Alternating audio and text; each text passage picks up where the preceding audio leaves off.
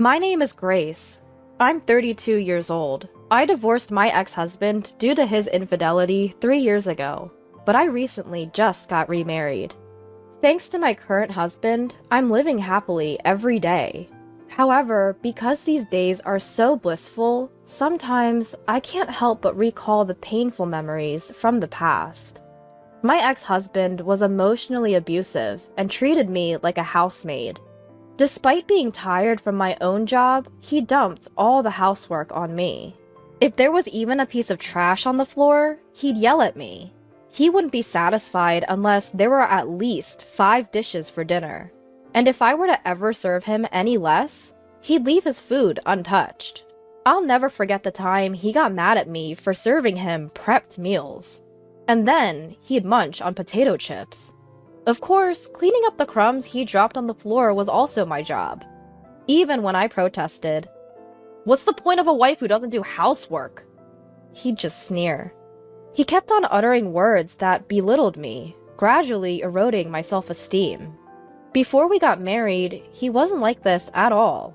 Around the time I was fed up with this life, my ex-husband demanded a divorce. He had a mistress. He was cheating on me. He wouldn't tell me who the other person was, and I didn't care. That's how exhausted I was. Fine, but in exchange, I'll take alimony. By getting him to pay the amount of alimony I proposed, I closed the curtains on my short 2-year marriage. I wonder how Nancy is doing. As I was packing up to move, I paused and mused out loud. Nancy is my best friend since high school. After the divorce, she listened to me and encouraged me a lot. Once I move, I think I'll invite Nancy for some coffee. I haven't even had the chance to tell her about my remarriage because I was so busy with preparations and paperwork.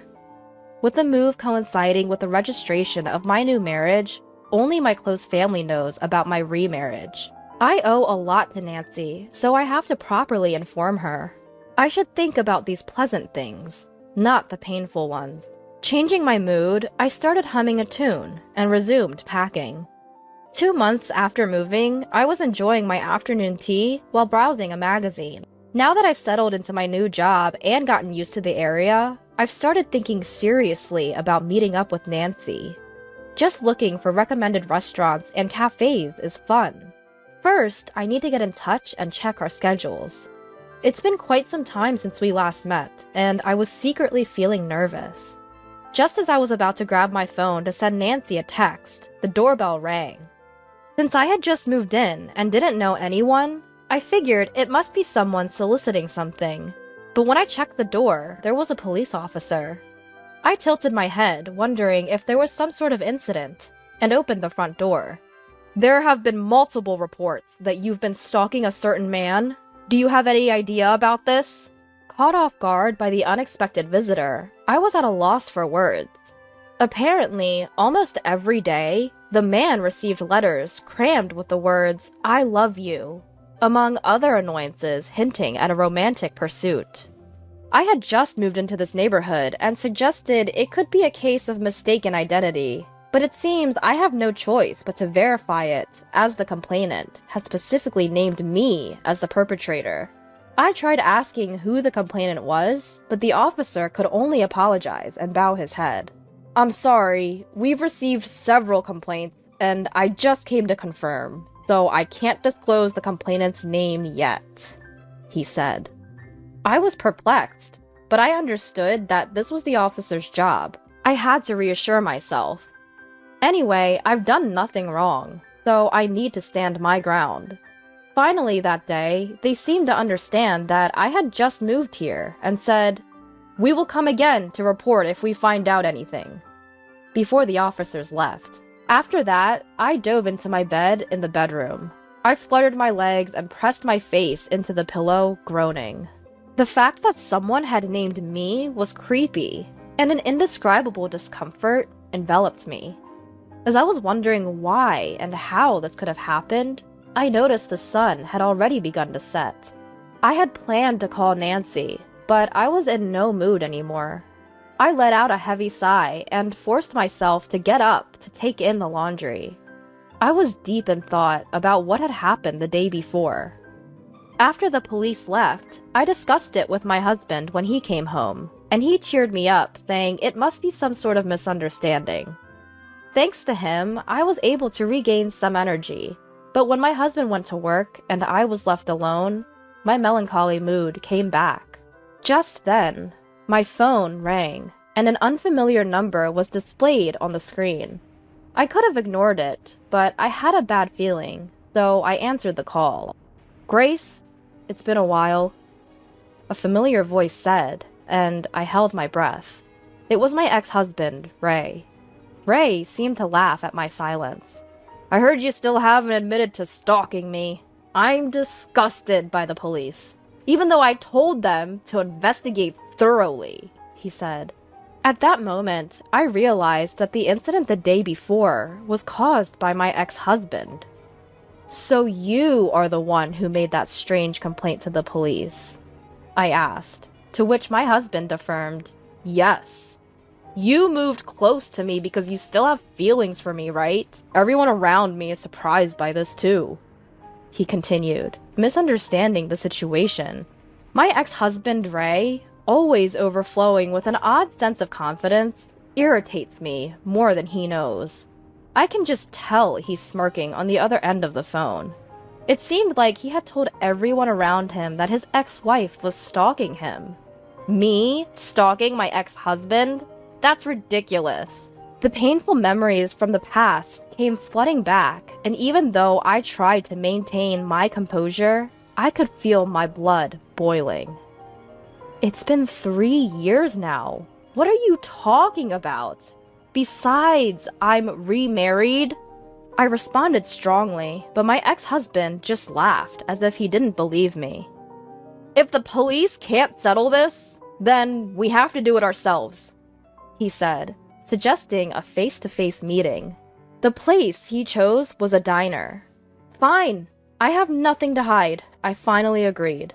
Angry as I was, I responded to the call and headed to the local diner. In retrospect, I admit that it was rather thoughtless of me. Upon arriving at the diner, I found my ex-husband Ray waiting at the entrance. He was different from the old days. Dressed in a suit even I could tell was of good quality. "Grace, have you gotten prettier somehow?" His scent, a fragrance of cologne, wafted from him as he studied me intently. "Don't even," I retorted, frowning, to which Ray simply shrugged his shoulders. "Same old Grace, still lacking in charm," he remarked. I swallowed a retort and trailed behind Ray. When we arrived at the table he had already reserved, I was shocked at the unexpected person seated there. "Nancy? What are you doing here?" Yes, it was my best friend Nancy, who was seated there. Ray and Nancy exchanged glances and shared a smirk. "Nancy and I got remarried. Don't be jealous just because I'm happy," Ray said, putting his arm around Nancy's shoulder. His arm was adorned with an expensive, gleaming watch that seemed out of place. "Oh, this? I'm a CEO now, you see. Thanks to Nancy, of course." Ray had apparently established a company with the help of Nancy's parents after our divorce. It seemed the business was doing well and had become stable. Honestly, I didn't care about that. What stunned me was the word remarriage. Nancy, who knew how badly I was treated, remarried this man? Seeing my confusion, Nancy cheerfully said, "When you invited me to your wedding, I was so surprised. Such a wonderful man like Ray with you? I never really liked you from the beginning, you see. You were always the center of everyone's attention. So I decided to pretend to be your best friend and take you down one day." With these words, Nancy smiled without remorse. "Every time I met Ray, we joked that we met in the wrong order," she said, cuddling up to Ray happily. Looking at Nancy's happy face made me feel nauseous. She had been there to comfort me after my divorce and listen quietly to all my grievances. But now, I realized that she must have been listening with a vile expression like she had now. With a triumphant look on her face, Nancy started talking to me. She told me about how she fell in love with Ray, my ex-husband, at our wedding. She confessed that she sneakily gave him her contact details on the day of the ceremony and started pursuing him. Ray, she said, quickly became infatuated with her. The most shocking revelation was that Nancy had been encouraging Ray to emotionally abuse me. No wonder I felt Ray's personality had suddenly changed after we got married. The two of them had been enjoying my suffering, and I had been oblivious. You wouldn't give up, so in the end, we made Ray pay some money and demand a divorce, Nancy said, sipping her orange juice with a look of exhaustion. The alimony that Ray paid me was apparently funded by Nancy, something I learned for the first time. Now, to the point. Could you please stop stalking Ray? We were surprised when we saw you the other day, but to think you moved here just to stalk Ray? It's been 3 years since the divorce, and it's really creepy. We're happily married and enjoying our life, unlike you, Grace. So just give up, will you? From the way Nancy was talking, it seemed she had seen me around and realized that I had moved here. Moreover, she was convinced that I had moved here to stalk Ray. Well, let her believe what she wants. That was the least of my worries right now. I'm standing in front of this man and woman, holding myself back from letting my anger get the best of me. I state clearly, I am not stalking anyone, and I am certainly not interested in a man like you. With that, I rise from my seat. I can hear Nancy's laughter behind me, but I don't bother to look back. Almost 2 months have passed since then. I received a call from Ray. I had been expecting it, so I answer. Ray is in a panic on the other end of the line, and I can't help but smirk, because I already knew what went down. So, it seems you really were the victim of a stalker. But it turns out it wasn't me, but your current mistress, I inform him. Apparently, Ray had remarried Nancy and was having an affair again. As a result, his fling had developed strong feelings for him and turned into a stalker. That's the truth. Ray, looking shocked by my words, stammers out an explanation. Turns out he knew that the stalker was his mistress, but if Nancy found out and they divorced, he'd lose the support of her parents. He overheard Nancy saying that I had moved into the area and decided to frame me as the stalker to deceive her. According to him, it was Nancy's idea to name me as the stalker to the police and to call me to the diner. Lies built on lies, leading to this situation. It's so typical of Ray. I'm sorry I framed you as the stalker, but you didn't have to do this. I hear the agony in his voice. It sounds like he's in the middle of a real mess. From the other end of the phone, I can hear pounding on a door and the voice of a woman who seems to be Nancy. He must be barricading himself in his room. It's pathetic. I simply told Nancy the truth, out of regard for our old friendship, I explain. Ray's "this" probably refers to the photo I sent Nancy. Please expect a claim for damages for the affair. I wrote a note attached to it. The photo shows Ray's mistress engaging in stalking, and another scene of Ray walking arm in arm with the stalker into a hotel. I'm shocked that you'd go to a hotel while you're still being harassed, I say, sounding flabbergasted.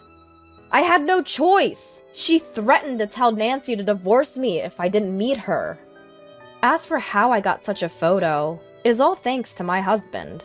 My current husband runs a private detective agency. He recently set up his own office, and we moved to this area. However, I am feeling mixed emotions and guilty that the first job after opening his office involves my ex-husband. My husband managed to find the real stalker of Ray in about a month, and secured solid evidence of Ray's affair with the stalker. I can't thank him enough. By the way, expect a claim for damages from both you and Nancy, I tell him. I hear Ray make a bewildered noise. You knew who the real culprit was, yet you named me to the police as the stalker? And on top of that, you spread rumors about it.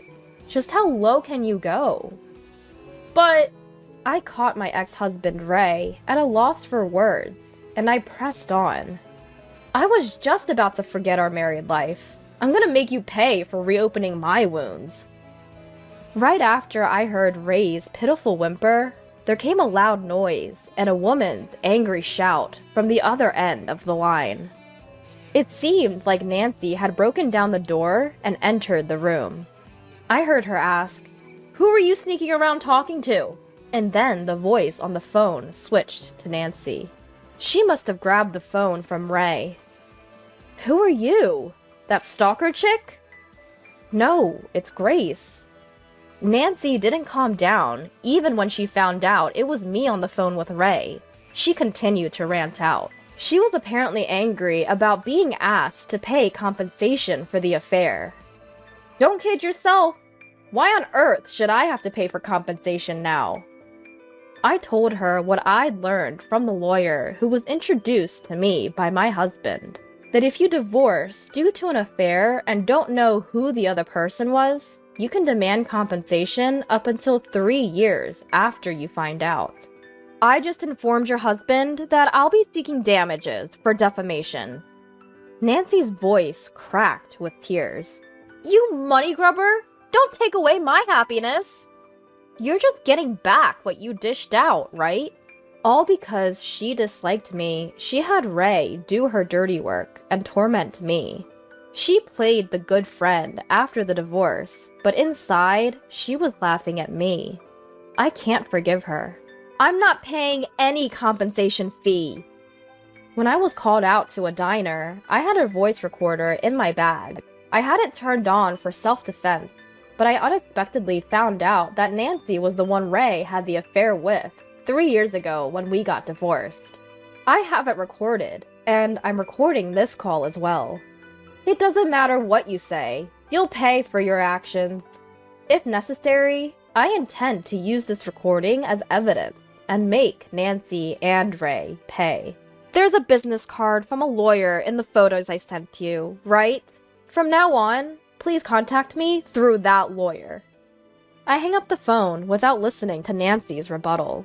With the sound of the call ending, I finally felt like I was able to put the divorce 3 years ago behind me. Thanks to the lawyer my husband introduced, I was able to get Ray and Nancy to pay most of the compensation amount I demanded.